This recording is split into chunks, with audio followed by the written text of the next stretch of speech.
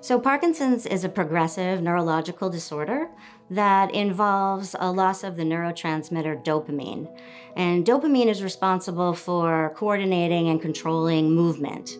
So people with Parkinson's will often have a lot of challenges with smooth and coordinated control of their movements. Up to 90% of people with Parkinson's have a motor speech disorder, which is called dysarthria.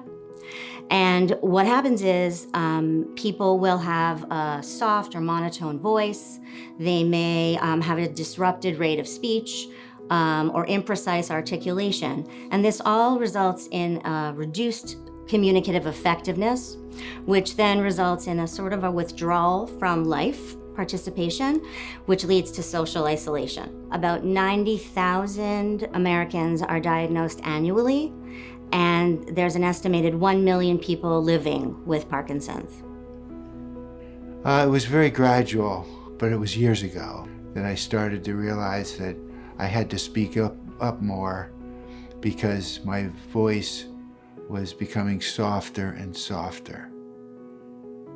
People say, oh, Parkinson's, that's a shaking disease.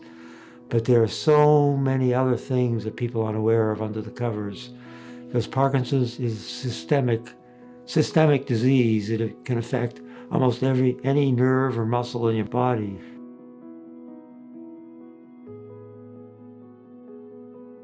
Actually, the core of the SpeakOut program is learning how to speak with intent.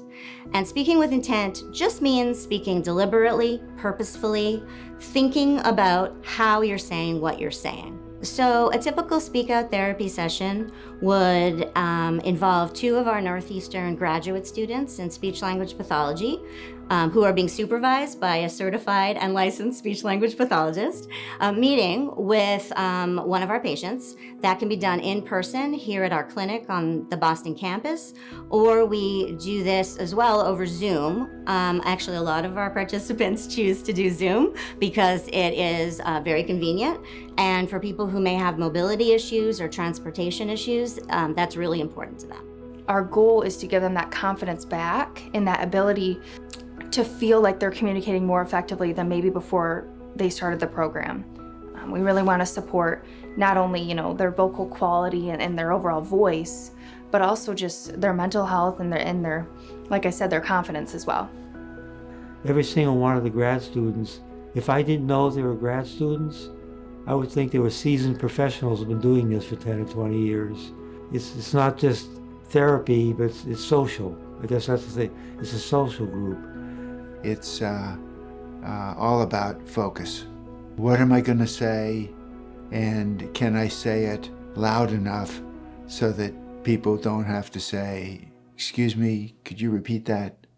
Was how quickly you can see the change in someone and how much more positive they feel about themselves and speaking to others and speaking in general, really. It's a great thing to see that over 3 to 4 weeks that we're able to help them really alter their voice can be like night and day, which is wonderful. It's really quite a gift that we're able to provide these speech therapy services to every resident of Massachusetts who needs it at no cost to them.